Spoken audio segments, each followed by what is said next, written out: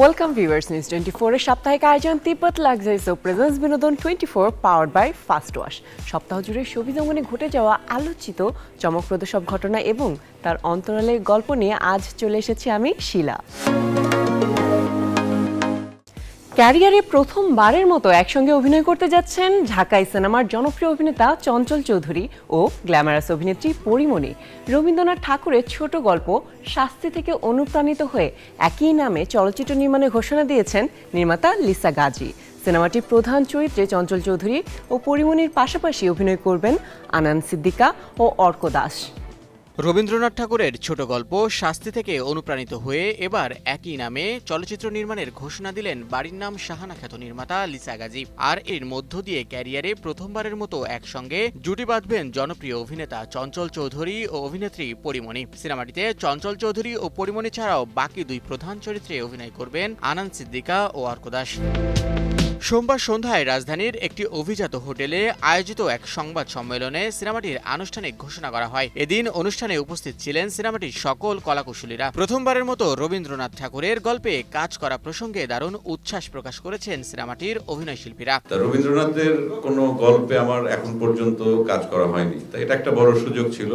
রবীন্দ্রনাথের গল্প নিয়ে, যদিও এটা অ্যাডাপ্টেশন, অনেকে হয়তো বা ভুল ভাবতে পারেন যে বোধহয় হুবহু রবীন্দ্রনাথের যে শাস্তি সেটাই বোধহয় সেই চরিত্রগুলোই বা সেই গল্প, সেটা না, আসলে এই সময়ের উপযোগী করে লিসা আব্বা সেটা বানাচ্ছেন সিনেমাতে। এটা একটা সুযোগ আমি মনে করি যে এই ধরনের চরিত্রে বা গল্পে কাজ করা। আমরা একটা বেঁচে থাকার মতো একটা কাজ চাই, একটা জায়গা চাই, সেখান থেকে ওই ক্যারেক্টারটা বেশি ইম্পর্টেন্ট, চরিত্রটা ইম্পর্টেন্ট। সেখানে যখন আপনি চরিত্রকে বেশি ফোকাস করতে যাবেন তো ওই নারী কেন্দ্রিক ব্যাপারটাই চলে আসে, কারণ তো আমি নারী, তো আমি ওই হয়েই কাজটা যখন করি তো আমার ভালো লাগে যে আমার এই টিমটার মধ্যে আমি প্রথমে ডিরেক্টর যখন বললো যে একজন নারী ডিরেক্টর, আমি বললাম ঠিক আছে চলো।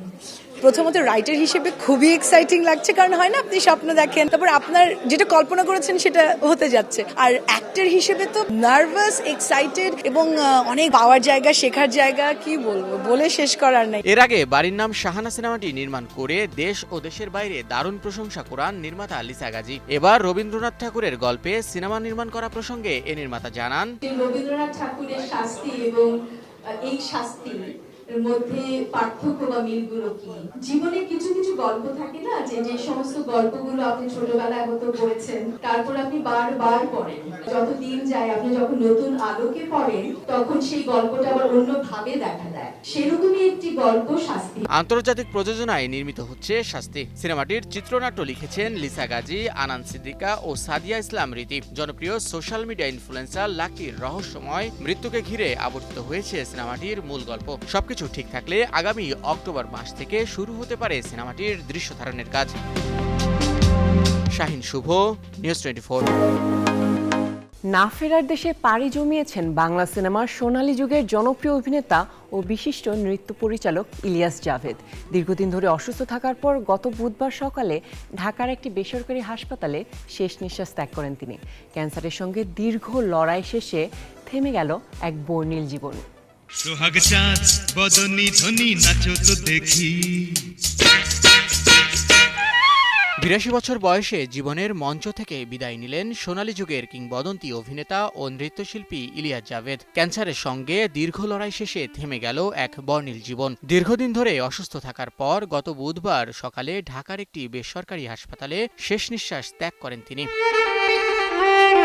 বুধবার বাদ আসর ইলিয়াস জাভেদের মরদেহ শেষবারের মতো আনা হয় তার দীর্ঘদিনের কর্মস্থল বিএফডিসিতে। সেখানেই সম্পূর্ণ হয় তার প্রথম জানাজার নামাজ। তাকে শেষ বিদায় জানাতে এদিন বিএফডিসিতে হাজির হয়েছিলেন তার দীর্ঘদিনের সহকর্মীরা।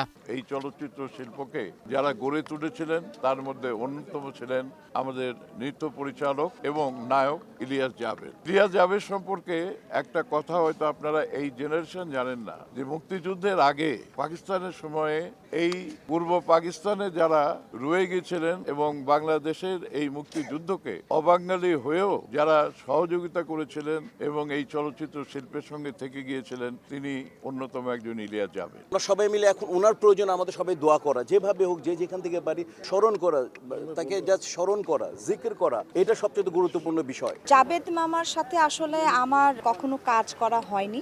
আমি ওনার অনেক গল্প শুনেছি যে উনি অনেক ভালো মানুষ ছিলেন, আনন্দের সাথে কাজ করতেন। শেষ যেদিন এসেছিলেন এফডিসিতে সেদিনই আমার ওনার সাথে দেখা হয়, ওই লাস্ট দেখা। বিএফডিসি থেকে উত্তরার 12 নম্বর সেক্টরে দ্বিতীয় জানাজার পর সেখানকার কবরস্থানে দাফন করা হয় এই অভিনেতাকে। কিংবদন্তি এই অভিনেতার মৃত্যুতে দেশের বিনোদন অঙ্গনে নেমে এসেছে শোকের ছায়া। প্রিয় অভিনেতার বিদায়ে সামাজিক যোগাযোগ মাধ্যমেও শোক প্রকাশ করেছেন শাকিব খান। এই সপরিবারে সেখান থেকে পাঞ্জাবে চলে আসেন। নৃত্য পরিচালনা দিয়ে চলচ্চিত্র জগতে অভিষেক ঘটলেও পরবর্তীতে নায়ক হিসেবে প্রধান চরিত্রে অভিনয় করেন শতাধিক চলচ্চিত্রে। শাহিন শুভ, নিউজ 24।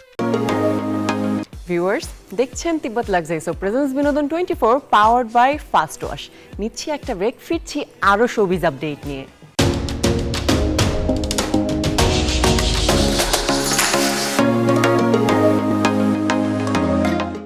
ওয়েলকাম ব্যাক ভিউয়ার্স, দেখছেন তিব্বত লাক্সারিস অফ প্রেজেন্স বিনোদন 24 পাওয়ার্ড বাই ফাস্ট ওয়াশ। চলুন দেখে নেই শোবিজ দুনিয়ার আরও কিছু আপডেট।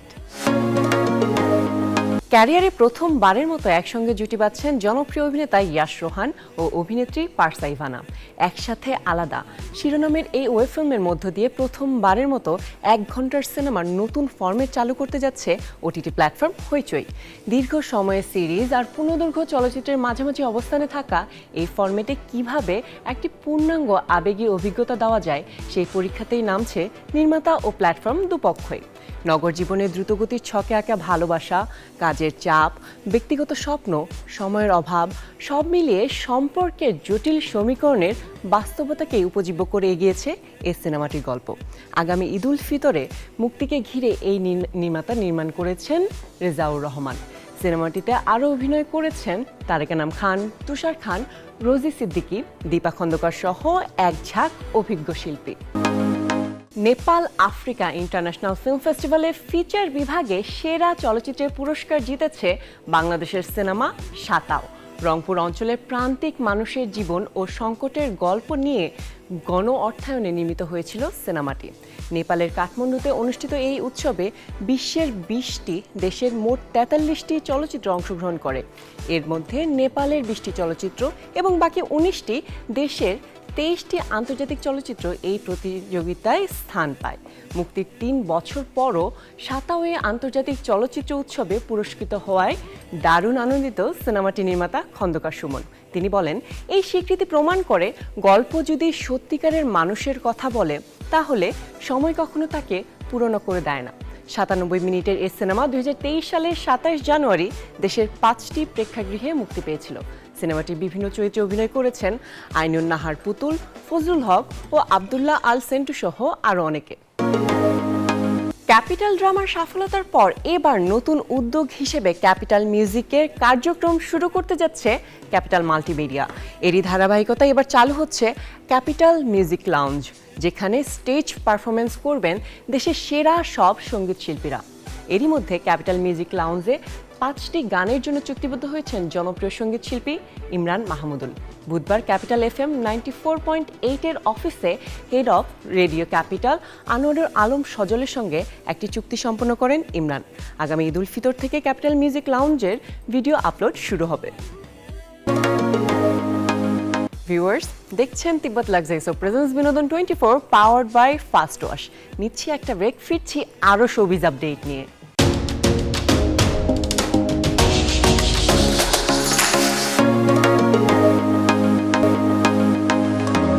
ওয়েলকাম ব্যাক ভিউয়ার্স, দেখছেন তিব্বত লাক্সারিস অফ প্রেজেন্স বিনোদন 24 পাওয়ার্ড বাই ফাস্ট ওয়াশ।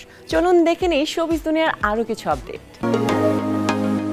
কখনো কি শুনেছেন নাম ঠিক না হওয়া কোনো সিনেমা মুক্তির 10 মাস আগে টিকিট বুকিংয়ের কথা, কিংবা বুকিং শুরুর মুহূর্তেই শো হাউসফুল হয়ে যাওয়ার কথা? ভারতীয় বাংলা সিনেমার ইতিহাসে এমনই এক অসাধ্য সাধন করে দেখিয়েছেন সময়ের আলোচিত জুটি দেশু। দেব ও শুভশ্রী ভক্তদের দেওয়া আদুরে এই ডাক নামে উত্তাল পুরো সিনেপাড়া। ব্যক্তিগত দূরত্ব ঘুচিয়ে সোশ্যাল মিডিয়াতে আবারও একসঙ্গে ফেরার ঘোষণা দিতেই হুমড়ি খেয়ে পড়েছেন তাদের ভক্ত অনুরাগীরা। মনে হচ্ছে কথা শুনে ওর বিয়ে হয়ে গেছে। ফ্লেভার মানে কি? ব্যক্তি জীবনে প্রেম এবং বিচ্ছেদের টানাপোড়েন কাটিয়ে দেশ জুটির ধূমকেতু সিনেমাটি মুক্তি পায় গত বছরে। 2015 সালে সিনেমার শুটিং শেষ হলেও প্রায় 10 বছর পর মুক্তি পাওয়া এই সিনেমাটি দর্শক ও ক্রিটিক্স মহলে সাড়া জাগানোর পাশাপাশি বক্স অফিসে একটি ল্যান্ডমার্ক তৈরি করে। তো হাসিতে ওর মানেটা চেঞ্জ করে দিল। প্রমোশনের অংশ হিসেবে অনস্টেজ দেব শুভশ্রীর কথোপকথন, সামাজিক মাধ্যমে একে অন্যকে ফলো করা কিংবা নিজেদের পুরনো গানে নেচে গিয়ে স্টেজ মাতানো, সব মিলিয়ে একটা নস্টালজিয়ায় ফিরিয়ে নিয়ে যান দুজনে। পুরো টিমকে কংগ্রাচুলেট করতে চাই এরকম একটা আইডিয়া নিয়ে আসার জন্য। এরই ধারাবাহিকতায় এই জুটির সপ্তম সিনেমার ঘোষণা দিতেই গত 19 জানুয়ারি সামাজিক মাধ্যমে একসঙ্গে লাইভে আসেন দেব ও শুভশ্রী। সেখানে তারা প্রথমবারের মতো 10 মাস আগে তাদের সিনেমার অগ্রিম টিকিট বিক্রির কথা প্রকাশ করেন এবং জানান আগামী 16 অক্টোবর সকাল 7:30টায় সিনেমার প্রথম শোয়ের দর্শকদের টিকিটে থাকবে তাদের দুজনের দেওয়া অটোগ্রাফ। আমি চাই এই ইভেন্টে সবাই শামিল হোক। লাইভ শেষে ঘটে এক ঐতিহাসিক ঘটনা, নাম অবধি ঠিক না হওয়া এক সিনেমা যার শুটিং আজ অবধি শুরু হয়নি, অথচ সেই সিনেমার প্রায় 2000 টিকিট বিক্রি হয়ে গেল মুহূর্তেই, যা প্রমাণ করে দেশ জুটির প্রতি ভক্তদের আস্থা আর ভালোবাসার কথা। Thank you and love you all. Advance booking. Ahsan Habib, Rocky, news 24। আবারও প্রকাশ এলো বলিউডের রাজনীতি ও শিল্পের সংঘাত। একদিকে সঙ্গীত শিল্পী এআর রহমানের অভিযোগ, অন্যদিকে অভিনেত্রী ও রাজনৈতিক কঙ্গনা রানাউটের পাল্টা আক্রমণ। এআর রহমান অভিযোগ করেছেন রাজনৈতিক মেরুকরণে কাজ কমেছে তার। অন্যদিকে এর জবাবে এআর রহমানকে ঘৃণ্য ও পক্ষপাত দুষ্ট বলে আক্রমণ করেছেন কঙ্গনা রানাউট। 3 দশক ধরে বিশ্বের দরবারে ভারতীয় সঙ্গীতের প্রতিনিধিত্ব করা এই শিল্পীর বক্তব্য এবং তার জবাবে কঙ্গনার মন্তব্যে এখন উত্তপ্ত সামাজিক মাধ্যম, যা শিল্পের স্বাধীনতা ও ক্ষমতার সম্পর্ক নিয়ে প্রশ্ন তুলেছে। বলিউডের সুর ও রাজনীতির দ্বন্দ্ব আবারও আলোচনার কেন্দ্রবিন্দুতে। অস্কার জয়ী সঙ্গীত পরিচালক এআর রহমান সম্প্রতি অভিযোগ করেছেন গত 8 বছরে ধর্মীয় বিভাজন ও রাজনৈতিক প্রভাবের কারণে তার কাজের সুযোগ কমে গেছে। নাম উল্লেখ না করলেও তিনি ইঙ্গিত দেন ক্ষমতাসীন মহলের একাংশ শিল্পমুখী নয় এবং এই মেরুকরণই তাকে পিছিয়ে দিয়েছে।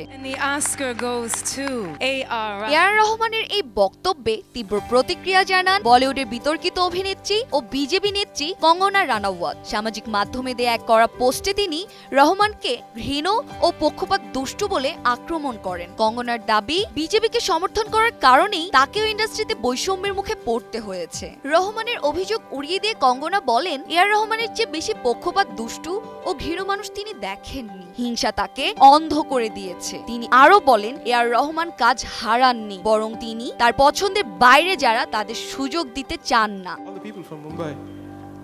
3 দশকেরও বেশি সময় ধরে ভারতীয় সঙ্গীতকে বিশ্বমঞ্চে তুলে ধরা এআর রহমানের এমন বক্তব্য এবং তার জবাবে কঙ্গনার আক্রমণ বলিউড থেকে রাজনীতির অঙ্গন পর্যন্ত নতুন করে বিতর্ক তৈরি করেছে। শিল্পের স্বাধীনতা ও রাজনৈতিক প্রভাবের সম্পর্ক নিয়ে প্রশ্ন তুলেছে এই সংঘাত, যা ইন্ডাস্ট্রির ভেতরের দ্বন্দ্বকে আবারও প্রকাশ্যে এনেছে।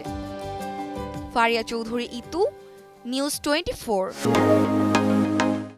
ভিউয়ার্স, শেষ করছি আমাদের সাপ্তাহিক আয়োজন তিব্বত লাক্সারি সোপ প্রেজেন্স বিনোদন 24 পাওয়ার্ড বাই ফার্স্ট ওয়াশ।